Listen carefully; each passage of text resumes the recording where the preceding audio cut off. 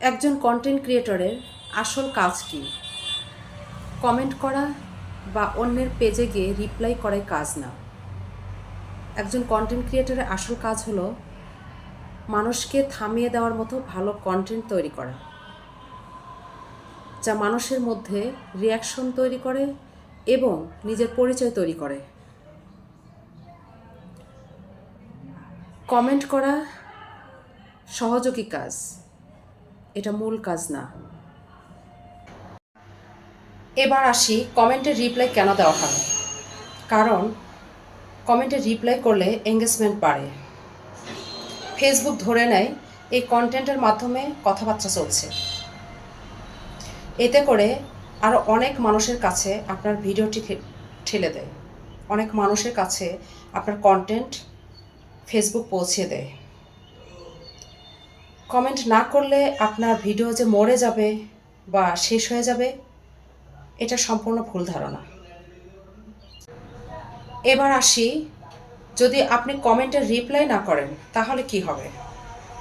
বাস্তব সত্য কথা এটাই, আপনার কন্টেন্ট যদি ভালো হয় সেক্ষেত্রে আপনার কমেন্টের রিপ্লাই না করলেও চলবে, আপনার ভিডিও থেমে থাকবে না, আপনার ভিডিও ঠিকই চলবে। যদি ওয়াচ টাইম এবং শেয়ার থাকে তাহলে অবশ্যই আপনার ভিডিও ভাইরাল হবে। আর যদি মাঝারি কন্টেন্ট হয় তাহলে আপনি যদি কমেন্টে রিপ্লাই করেন তাহলে সামান্য বুস্ট পাবে, কিন্তু আস্তে আস্তে সেটা ধীর হয়ে যাবে বা থেমে যাবে। আর যদি দুর্বল বা লো কোয়ালিটির কন্টেন্ট হয় তাহলে আপনি 100টা কমেন্টে রিপ্লাই করলেও কোনো কাজ হবে না। শুধু কন্টেন্ট আর কমেন্টের মধ্যে সীমাবদ্ধ থাকবে। এবার আসি কমেন্ট রিপ্লাইয়ের স্মার্ট কৌশল কি। সেটা হচ্ছে ব্যালেন্স করা।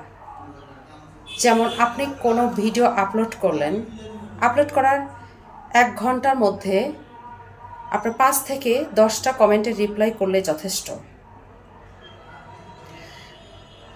আপনার পোস্টে, আপনার কন্টেন্টে যদি প্রশ্নবোধক কোনো কমেন্ট থাকে তাহলে সেখানে অবশ্যই আপনাকে রিপ্লাই করতে হবে।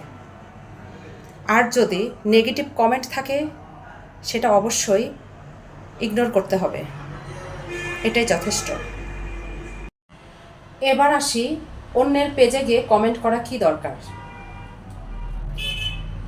এটা শুরুতে নেটওয়ার্ক ভালো হয়, কিন্তু সারাক্ষণ যদি আপনি অন্যের পোস্টে গিয়ে, অন্যের পেজে গিয়ে কমেন্ট করতে থাকেন সেক্ষেত্রে আপনার নিজের কন্টেন্টের ফোকাস নষ্ট হয়।